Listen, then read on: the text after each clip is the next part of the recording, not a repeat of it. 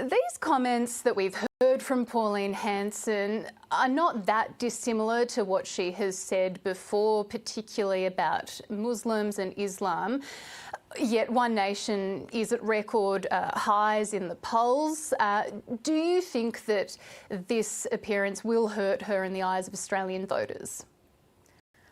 Sarah, Pauline Hanson is holidaying with one billionaire, and she's spouting racism and Islamophobia in a hotel room paid for by another billionaire's media empire, trying to pit Australians against each other. Now, that is the lowest you can go, and that is disgusting and disgraceful.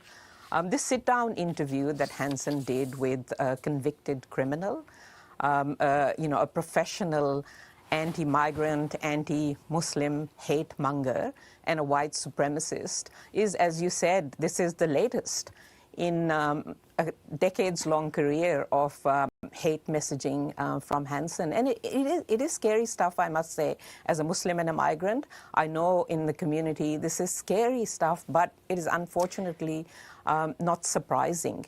I mean, harking back to a white Australia and piling on racism on migrants and Muslims does have real-world consequences and harm for people in this community.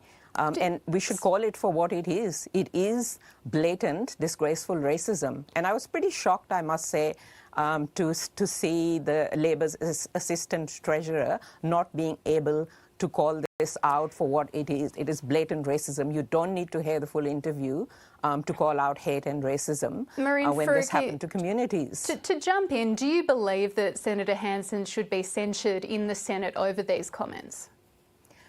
I think the Labor government should stand up to racism. They should tackle racism in the community. We have a national anti-racism framework that has been sitting, gathering dust on their shelves for more than 20 months now. They have refused to even respond to it, let alone fund it and implement it. They should be taking seriously the racism that pervades in our community against First Nations people, against migrants, against people of colour, against Muslims, and deal with that. I mean, Labor and the Liberals have actually created these conditions for One Nation's rise. So should she be censured? So she's been censured before, and it hasn't stopped Senator Hanson from spouting this race. I have been pushing for mandatory anti-racism training for every single parliamentarian in the Australian Parliament. That hasn't happened. Labor needs to get serious about tackling racism, stop creating the conditions that give hate this rise in the sense of protecting their billionaire donors rather than working for the people in this community. They need to stop dog whistling and scapegoating migrants and Muslims, and they need to stand up and call racism when it happens. So Pauline Hanson obviously is an elected official. Some Australians do share her views and her popularity has been on the rise. Why do you think in this, I guess, increasingly polarised political landscape, the Greens have been unable to capitalise on disaffected voters in the same way that One Nation has? Well, let's be clear about a couple of things. This scam that Pauline Hanson's One Nation are an anti-establishment party when they are bankrolled by billionaires and right-wing media corporations is clear for everyone to see. And the rise of One Nation is not something that happened by accident. It hasn't happened organically. It is being funded by billionaires and AI bot farms. So there is a lot of money behind One Nation's rise. The Greens don't take corporate donations, but absolutely we are out there fighting One Nation every step of the way. But also we are out there fighting Labor. Like I said before, Labor has created these conditions where people are really struggling. They haven't improved people's material conditions and they've dog whistled. Like I have pushed hard against One Nation, the far right, and Pauline Hanson in Parliament, on the streets, and in the courtroom. And I tell you what, we are there, out there, pushing a different and an alternative vision for this country.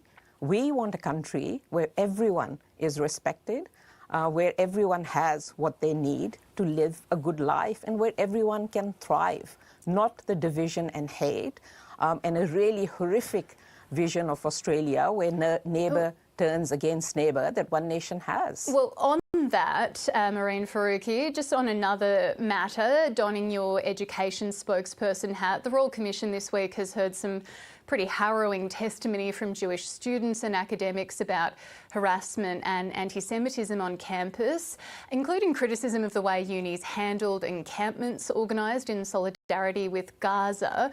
What did you make of the way the unis responded, and do you think that enough has been done to make Jewish students and staff feel safe on campus? There is no room for racism in our universities, in our institutions, or anywhere in society. We had a report recently from the Race Discrimination Commissioner, which shows that racism is rife in unis. Anti-Semitism, Islamophobia, racism against First Nations people, it is all rife. I think what is happening at the Royal Commission is a failure to recognise that to keep everyone safe, we need to tackle all forms of racism. It doesn't have to be a hierarchy of racism. Also, what universities need to be aware of is that these are places of democracy and student activism and free speech. So, criticising the state of Israel is not anti-Semitism. And I think we've had that debate throughout this Royal Commission, and we need to understand that seeking justice for Palestine and criticising a state that is committing genocide is about having freedom for Palestinians and seeking justice for them. It is not about anti-Semitism at all. All right, we'll leave it there. Mehreen Faruqi, thank you for your time.